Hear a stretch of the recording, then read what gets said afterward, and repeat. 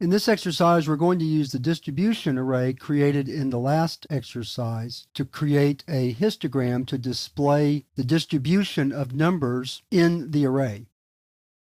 So let's get started. We're going to build a method this time.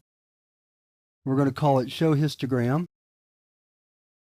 Its arguments will be an array and the array size.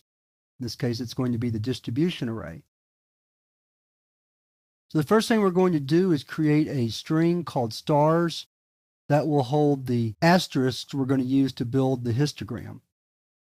Then we need a variable to tell us how many stars to make for a particular number. So that variable will be tot stars.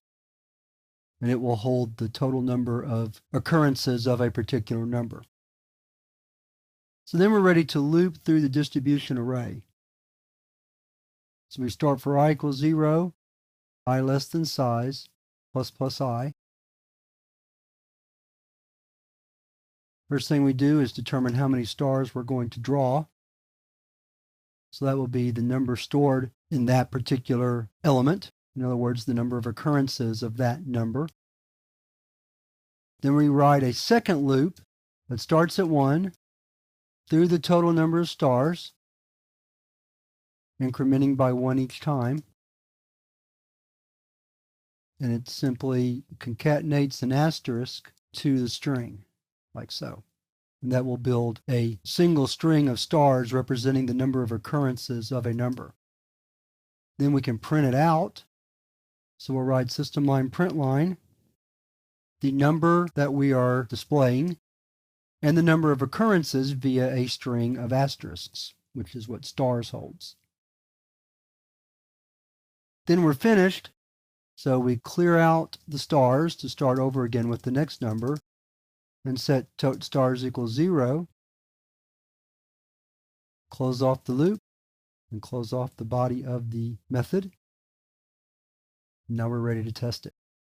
We'll save the file. Clear the screen. Compile it. Chapter 15, part 7.java. It compiles. And then run it. Oh, left out a step. Got to call the method. So come back to the main program. Call showHistogram with the array, distribution, and its size. Once again, I get carried away with the process and forget the simple part, which is calling the method. The hard part was defining the method. All right, now we're ready to try again. So clear the screen. Compile, now run, and there's our chart.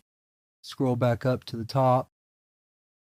So we see that there was 1 1, 1 2, 1 3, 1 4, 2 5s, 3 7s, and so on and so forth. I'll scroll through here. And hopefully, if our distribution is mostly normal, then the greatest number of occurrences will be in the middle. And it's hard to tell from this if they are, but it's pretty close. A little bit skewed there with the 4 91s, but probably not all that much. When you get right down to it, you'll see there's a lot of 2s, 3s, and 4s in these numbers right here. And as we get smaller, you see less occurrences. Okay, so that's how we would use the distribution array to create a histogram. So that's going to wrap up our exercises for one-dimensional arrays, and now we're going to move to the last exercise of the chapter, where we use a two-dimensional array to represent a deck of playing cards.